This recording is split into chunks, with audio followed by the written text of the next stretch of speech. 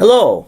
First of all, I'd like to thank you for giving me the opportunity to miss class on Friday so I can test myself to see just how far I can push my body. It's kind of an experiment of sorts. They say in ultra running that everybody's an experiment of one, so I kind of look at it as an extension of my studies in biology.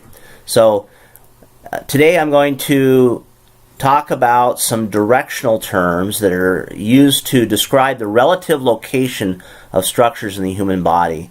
And I think it's really important to understand these terms because I'll be using them quite a bit both in lecture and lab. And if you don't have a good handle on the meaning of these terms, you're going to have a hard time understanding where I'm talking about in the body.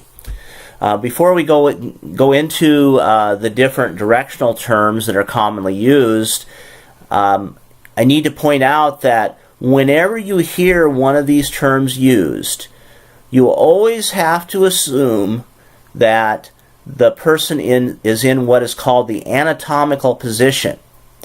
Doesn't matter whether the person is lying down or sitting up, you'll always have to imagine the person being in this position. So the anatomical position is an upright position with a person's arms hanging down to their sides, the palm of their hands facing forward, their eyes looking forward, and their toes pointing forward. So this picture shows you the anatomical position. Now, another thing that I want to go over are the different anatomical planes. Oftentimes you'll see in anatomy and physiology textbooks the human body cut in different sections to reveal the underlying structures of the body. And there are three basic planes of reference, or anatomic planes, that are often used to depict the human body. The first one is the sagittal plane. The sagittal plane is any plane that divides the body into a left and right portion.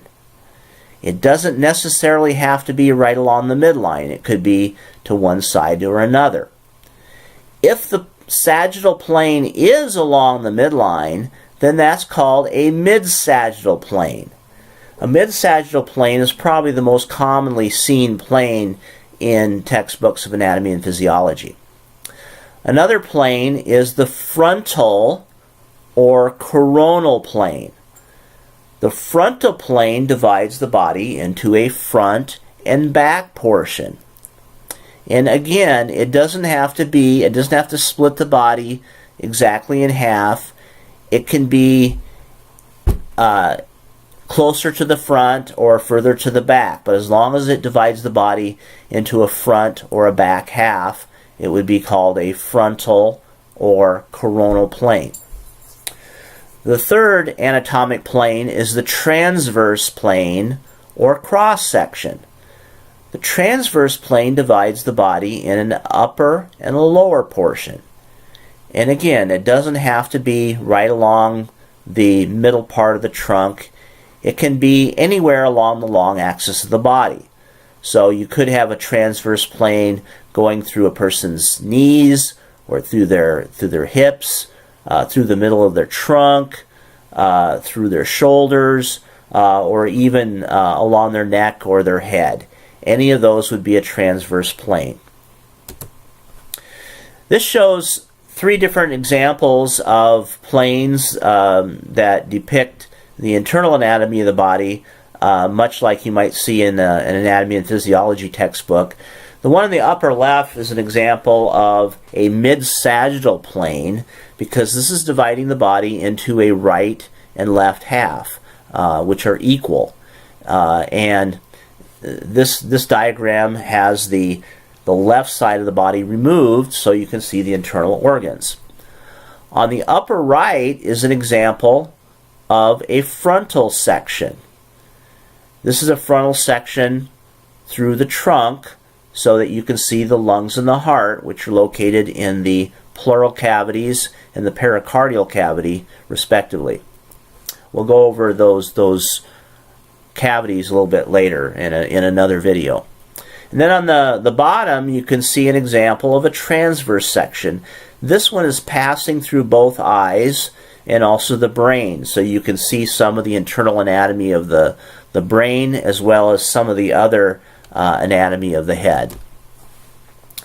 Now, next I'm going to go over some different directional terms, most of which refer to the location of one structure relative to another structure or relative to a plane of reference in the body. And most of these terms are opposites to each other. So if you know the meaning of one, you can know the other member of the pair very easily because it's just the opposite. So the first two terms I want to talk about are anterior and posterior. Anterior and posterior are probably the two most confusing terms because they refer to the direction of travel of an animal. And since humans are upright, we walk upright on our 2 feet, our direction of travel is towards the front of our body or the belly side of our body. So anterior refers to something closer to the front of the body. Posterior is just the opposite. Posterior refers to something that's closer to our back. Now, the reason these are confusing is they actually refer to different directions if you're talking about other species of animals. Because many animals walk on 4 legs, like a dog or a cat. And when a dog is moving, they're usually moving head first. So the direction of travel for a dog or a cat would be towards the head. So if you're talking about something that walks on 4 legs, anterior means towards the head, which means the same as cranial. Posterior refers to something closer to the tail end of the animal.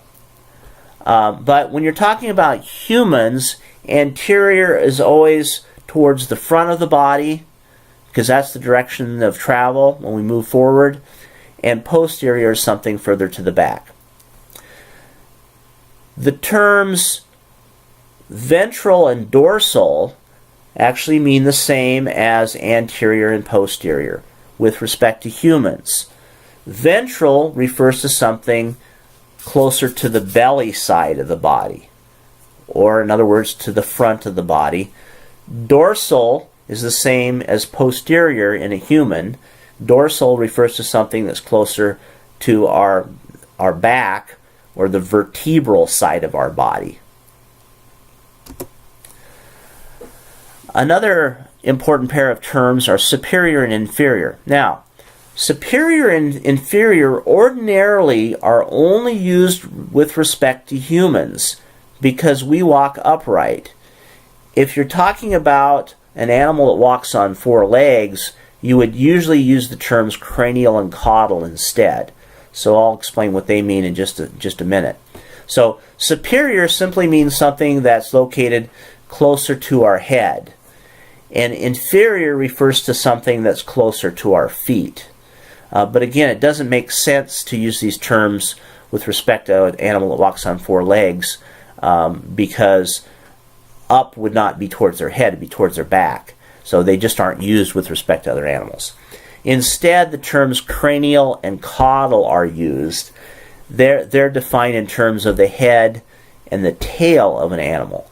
Cranial refers to the head, so that would refer to something closer to the head, and caudal would refer to something closer to the tail. Now, it doesn't really make sense to use the term caudal with respect to a human because we don't have a tail.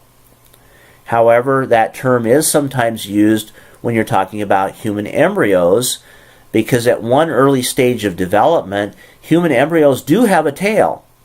And so you can refer to structures that are more caudal in a human embryo or something that's cranial. You can also use the word cranial with respect to an adult, but the terms superior and inferior are much more commonly used.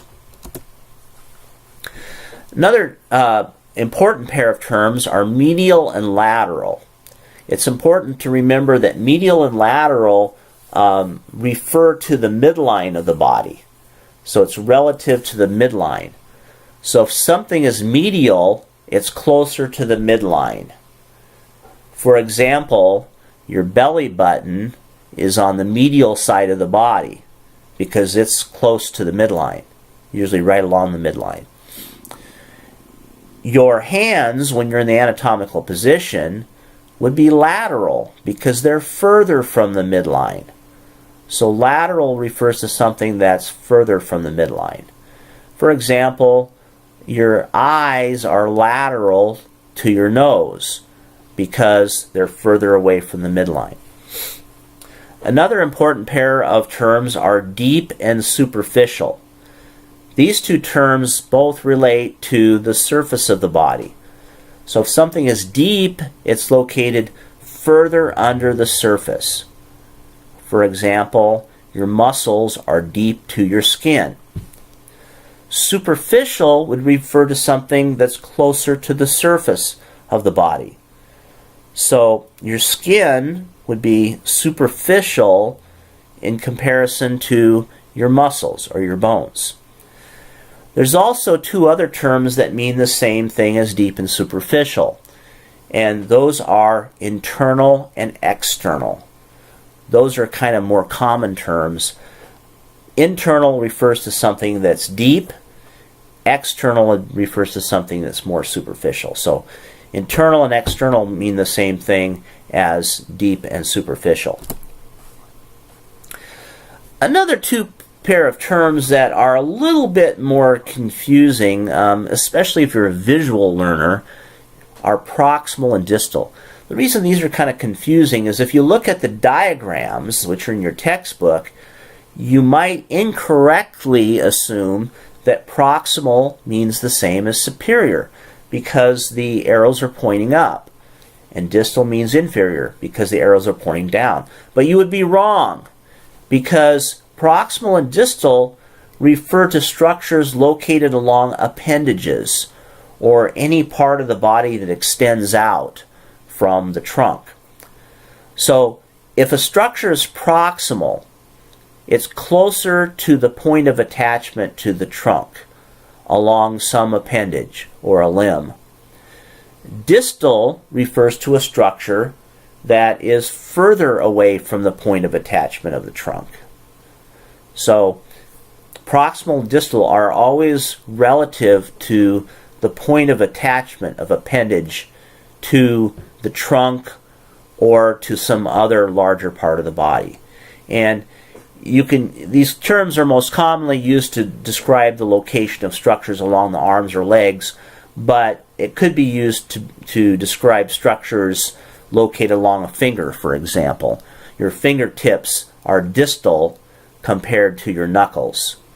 Your knuckles are proximal compared to your fingertip. Okay. So, let me just give you a couple of review questions. Which of the following planes could never pass through both eyes? Okay, so you have to imagine a plane passing through the head. There's only one of these that will never be able to pass through both eyes. Let me see if you can think about this for a minute. See if you can come up with the right answer. You won't be able to use your clicker because this is just a video recording of a PowerPoint presentation. But see if you can figure out the answer. I'll give you a few seconds here to think about it.